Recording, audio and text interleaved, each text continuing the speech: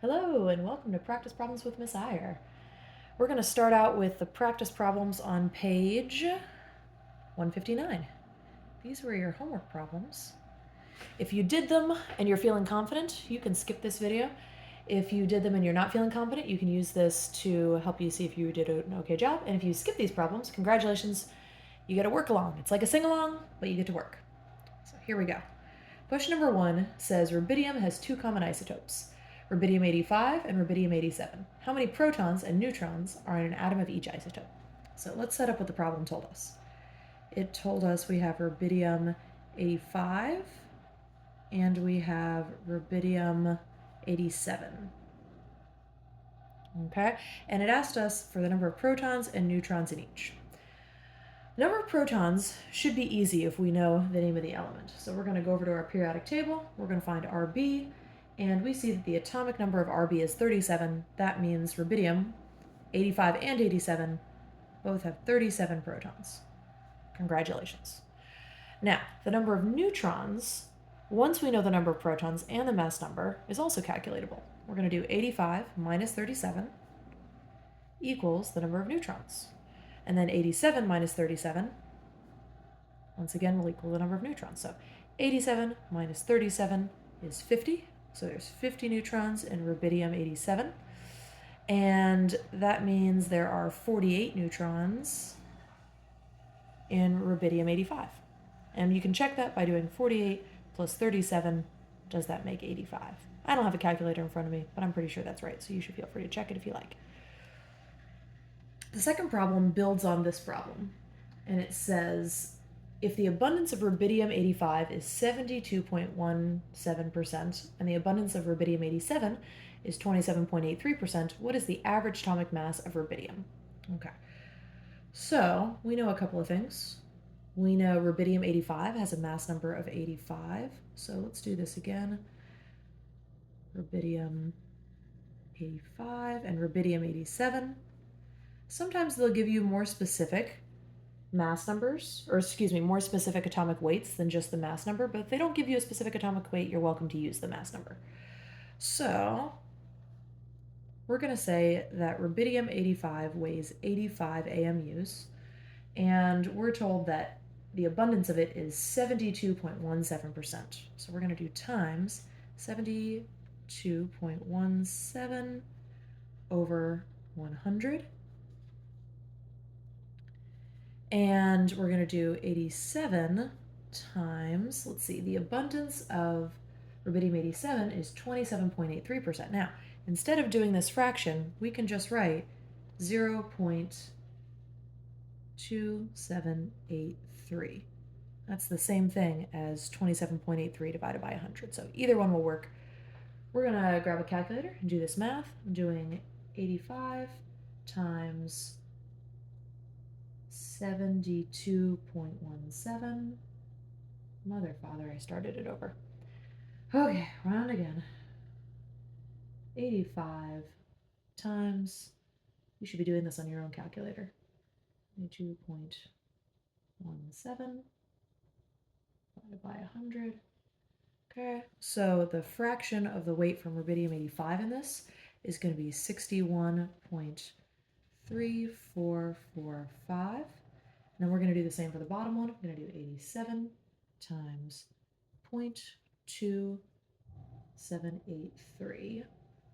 That's going to give us the fraction of the weight due to rubidium 87, and that's 27.2121. Okay?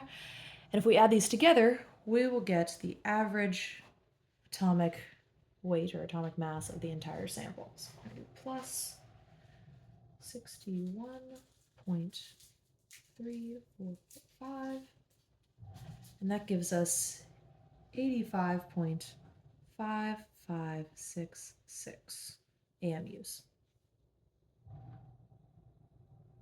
Okay. Excellent. And again, that's an estimate. We used AMUs to calculate this, so it's in AMUs, but if they give you an exact number, then it would just be the unit for atomic mass. The next the next two problems problems 3 and 4 are just like this problem. So I'm going to let you pause this and try them, and then we'll work them out here. So let's take a look. Problem 3. It says one sample of copper contains 2 isotopes. The abundance of copper 63 is 69.17%, and the abundance of copper 65 is 30.83%. Okay? So we've got copper 63, and we've got copper 65. It doesn't give us a more exact weight for these 2 isotopes, so we get to use the mass number as the atomic weight. So copper 63 is going to be weighing 63 AMUs, and copper 65 is going to be weighing 65 AMUs. Okay, and their abundances are 69.17, so that's going to be 0.6917 if we put it in decimal form, and 30.83, so that's going to be 0.3083 if we put it in decimal form.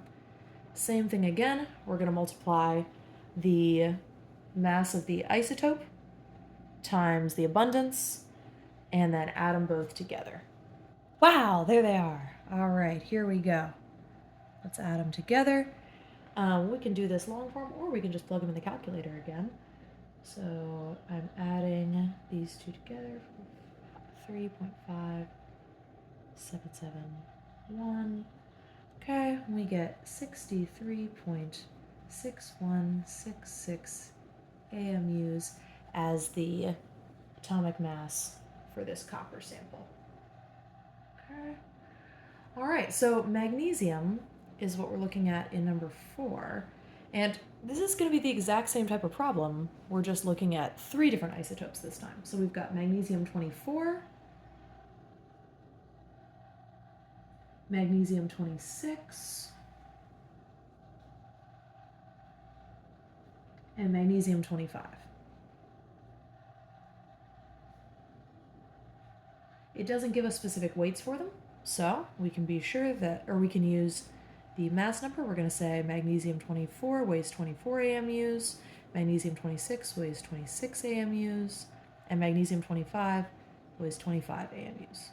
Don't ask me why they're not in the right order, they just aren't.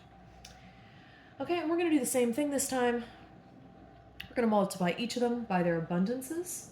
So we've got 0.7899, that's 78.99% abundant.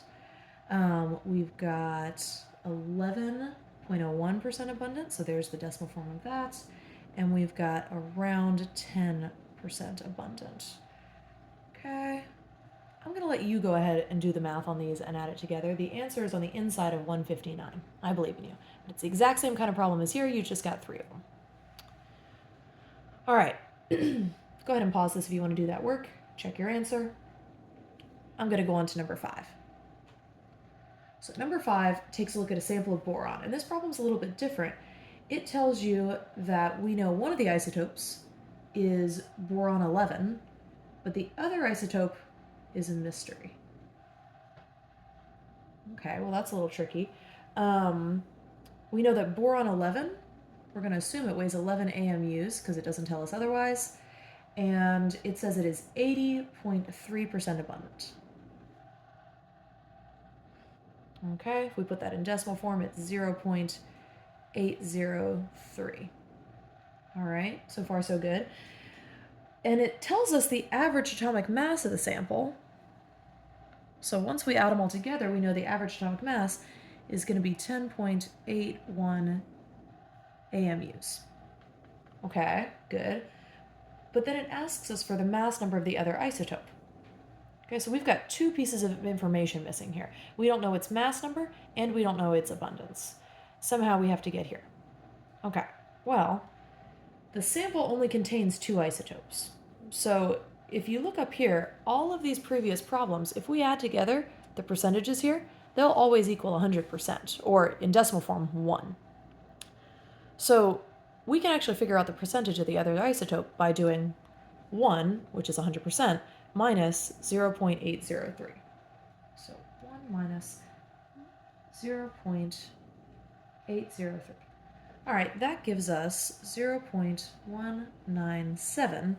So the other isotope is 19.7% abundant in that sample. All right, that's great because now all we've got left is X, and we're going to solve for X. So this actually becomes an algebra problem. It's going to be 11 times 0.803 plus X times 0.197, and we know that those together equal 10.81. So before we even solve this problem, we can take a pretty good guess at the other atomic mass.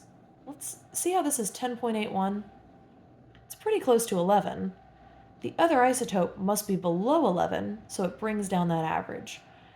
My bet is that the other isotope is boron 10. So we've got two things here. We could solve for X and get it by itself, and it would probably be 10, or we could plug in 10 and see how well that works.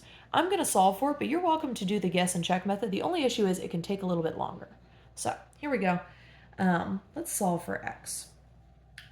So when we do 11 times 0.803,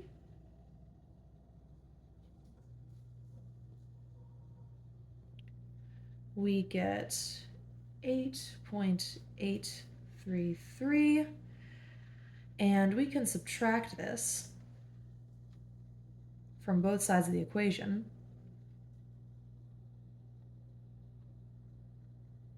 Okay, and that's going to give us X times 0.197 is equal to 10.81 minus 8.833, and that number is 1.977. And then we can divide both sides by 0.197 to get X by itself. And when I do that, I get that X is equal to 10.0355 something something something. Now, is it a perfectly round number? No.